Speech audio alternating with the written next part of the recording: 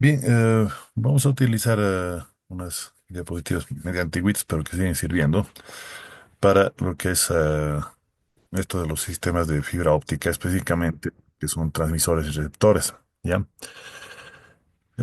Bien, se tiene bastantes ventajas. No voy a replicar esta parte, ¿no? Otra cosa que no es algo nuevo. Si se fijan, desde los años 60 ya estamos trabajando con lo que es cuestiones de fibra, ¿no? Entonces, el terminador de la fibra directamente tendríamos desde la fuente y el receptor, ¿no? Y directamente vamos a tomar en cuenta el espectro de estas comunicaciones, ¿no? Si se fijan, estaríamos por el rango de los infrarrojos cercanos, ¿no? Donde nuestra parte de comunicación estaríamos trabajando generalmente ya en la ventana de 1.3, es la que están viendo en amarillito, y la de 1.5, que es la que está en verde, ¿no? Sin embargo, también tenemos fibras que están trabajando en que algunos le llaman la cuarta banda, que sería la de 1.65, ¿no? En realidad estamos con tres bandas también, que serían las bandas de transmisión óptica, ¿ya? Ahora, voy a saltar lo que es la parte de propagación, porque esto ya lo hemos chequeado, ¿no? Lo que es la reflexión, la refracción, hemos hecho incluso un laboratorio de esto. Y estaríamos con la ley de Snell también, que hemos visto que nos iba a servir para lo que era la propagación de la parte de acá, ¿no? Y habíamos hablado de lo que era la apertura numérica, que es otras palabras, el máximo cono de aceptación que vamos a tener para lo que sería la recepción de la fibra, ¿no? Entonces, que va a ser directamente una relación entre los dos índices de el núcleo y la envoltura respectivamente, ¿no? Con esto ustedes pueden observar que sí o sí tendría que ser la envoltura con un índice menor que la de el núcleo, ¿no? Por otro lado, tendríamos que se podría tomar en cuenta que la apertura numérica, por la ley de Snell, va a ser el índice de refracción respecto al seno eh, del mismo ángulo, ¿no? Y tomamos en cuenta el ángulo crítico y que el aire sería la otra parte, tendríamos, por ejemplo, por relaciones trigonométricas, que la apertura numérica no es más que la relación entre los dos índices de propagación, ¿no? Como hemos visto, el N1 es mayor que el N2, ¿no? Bien, la fibra entonces estaría soportada directamente. Esta partecita de en plomito sería realmente lo que es la fibra como tal, lo demás es recubrimiento. Y tendríamos distintos tipos de fibra, ¿no? De acuerdo a la propagación, que esto también lo habíamos chequeado ya, así que me voy a saltar rápidamente, ¿no? Los de índice escalonado, por ejemplo, tienen hasta 30 dB por kilómetro en multimodo y en monomodo, ¿no? Bueno, en monomodo tendríamos incluso atenuaciones mucho más bajas. Esto lo habíamos mostrado para comparar, por ejemplo, lo que serían la distorsión del pulso luminoso y como pueden ver, la que mejor rendimiento tiene sería siempre la fibra monomodo. Ahora, la atenuación por propagación la podemos sacar directamente del fabricante, que nos va a dar directamente el pico, ¿no? De lo que sería el índice de atenuación como tal, ¿no?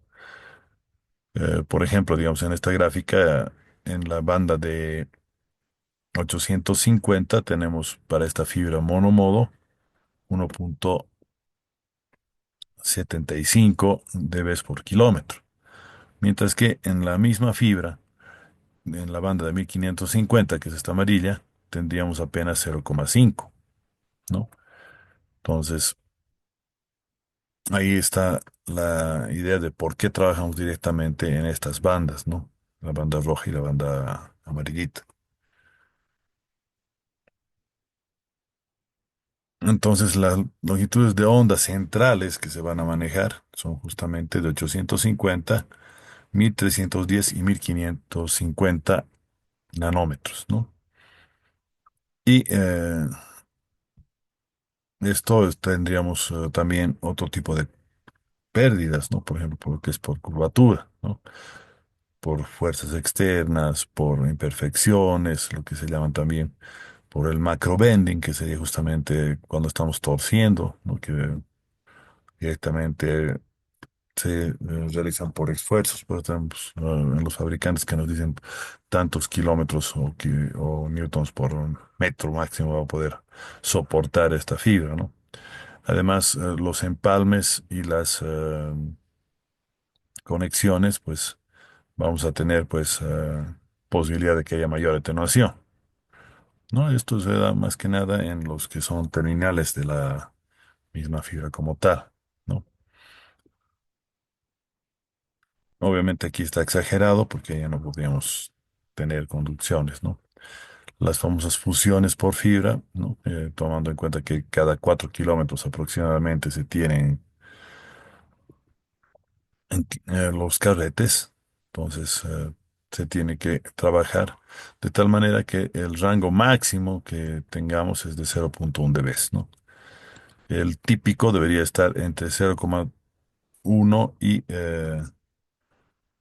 no, 0,01 y 0,03, ¿no? Que es lo que deberíamos tener más o menos, ¿no?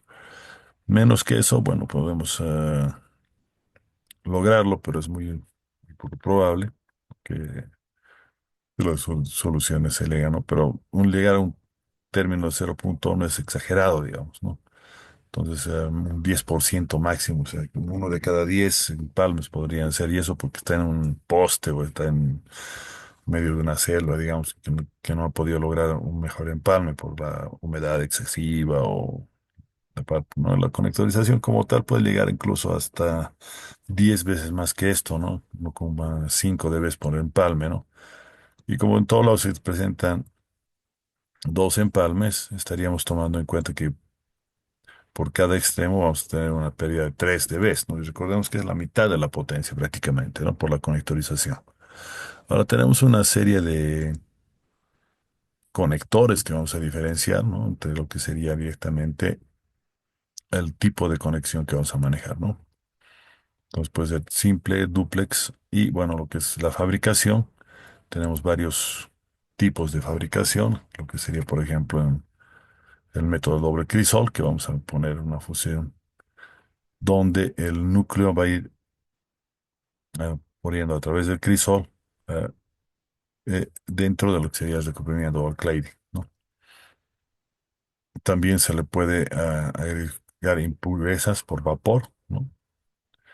Por ejemplo, cloro de silicio o cloruro de potasio, cloro de germanio, bromato de boro, etcétera, ¿no? Dependiendo de qué características nuevas queremos que se manejen en los mismos, ¿no? La preforma tiene que ser estirada también y bueno, tenemos claves del tipo enterrados, aéreos, de distintos tipos de construcción, ¿no? Por ejemplo, ajustadas o holgadas, ¿no? Tenemos, por ejemplo, aquí lo que sería la típica colección de multifibra. Aquí está una vaina donde tendremos un hilo de desgarre, la cinta antiflama, por ejemplo, una cinta de Mylar y tenemos los buffers donde van a estar realmente lo que sería la fibra. Y aquí tenemos, por ejemplo, un elemento central dieléctrico que va a permitirle tener dureza, entre comillas, a la fibra y un hilo de drenaje de humedad.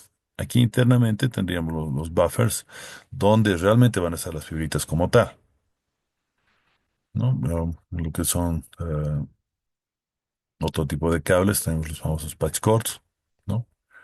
Tenemos, por ejemplo, cables de distribución de interiores o de exteriores con armado. reforzados, etcétera, ¿no?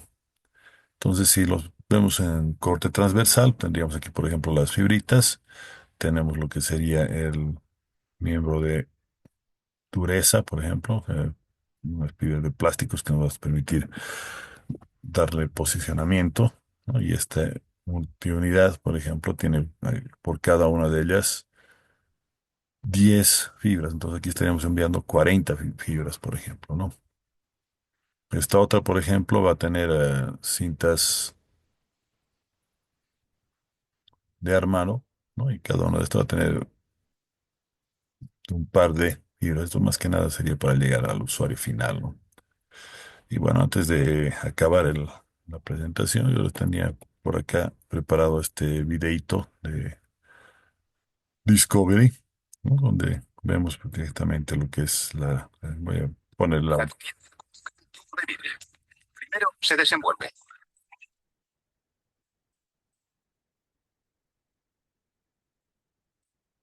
la preforma. Continuación, se sumerge en un baño corrosivo de ácido hidrofluórico que elimina cualquier residuo graso. Después, los tubos se insertan en los extremos de un torno.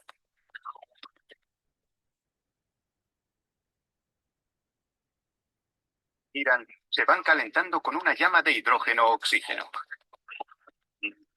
Cuando el vidrio se vuelve blanco, es que se está acercando a la temperatura máxima, 2000 grados centígrados. Ambos tubos se fusionan. El nuevo tubo más largo se coloca en otro. A medida que el tubo gira, se inyecta una mezcla de gases químicos en su interior, mientras un quemador lo calienta todo. La mezcla de gas contiene formas líquidas de silicio, un elemento químico muy abundante en la naturaleza, y germanio, similar al estaño, usado como semiconductor en transistores y otros aparatos electrónicos.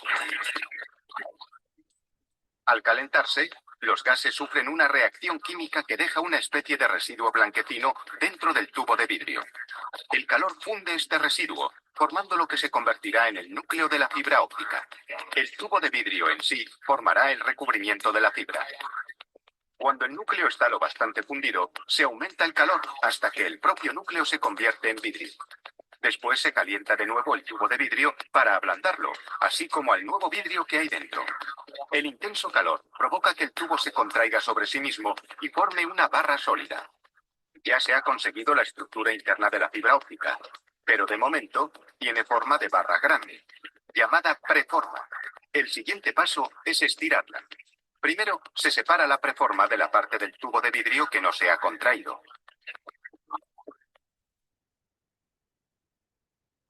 Con ese vidriecito vamos a llegar a tener 3 kilómetros de fibra.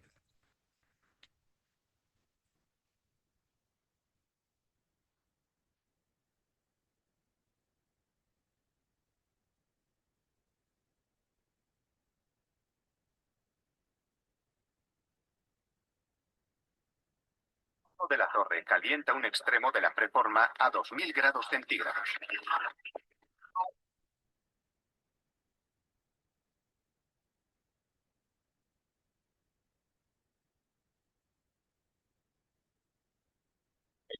Se ablanda.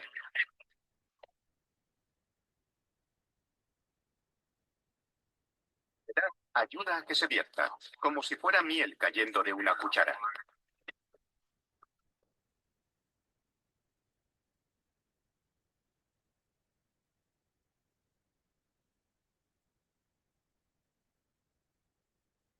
Usando un trozo de vidrio como peso, se estira el vidrio blando y se sigue estirando hasta que se forma una fina fibra de vidrio.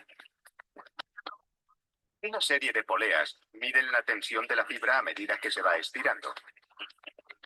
Un monitor especial se asegura de que la fibra tenga el diámetro correcto. 125 micras, aproximadamente un octavo de milímetro de grosor. La fibra pasa a través de lámparas ultravioleta que endurecen el revestimiento acrílico para protegerlo contra el polvo y otros contaminantes. Por último, la fibra se enrolla en un carrete. Desde aquí se envía a su destino o se introduce en un cable. La producción de los cables de fibra óptica es cara. pero son más pequeños y ligeros que los cables de cobre tradicionales. Transportan más información y, a diferencia de los cables de cobre, son inmunes a las interferencias electromagnéticas. Además, es más fácil detectar posibles escuchas.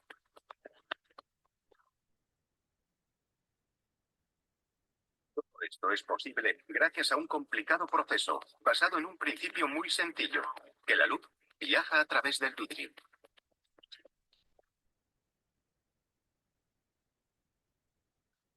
Eso sería entonces nuestro, nuestra presentación de hoy día. Espero que te haya gustado un poquito. No sé si tenemos alguna pregunta, compañeros.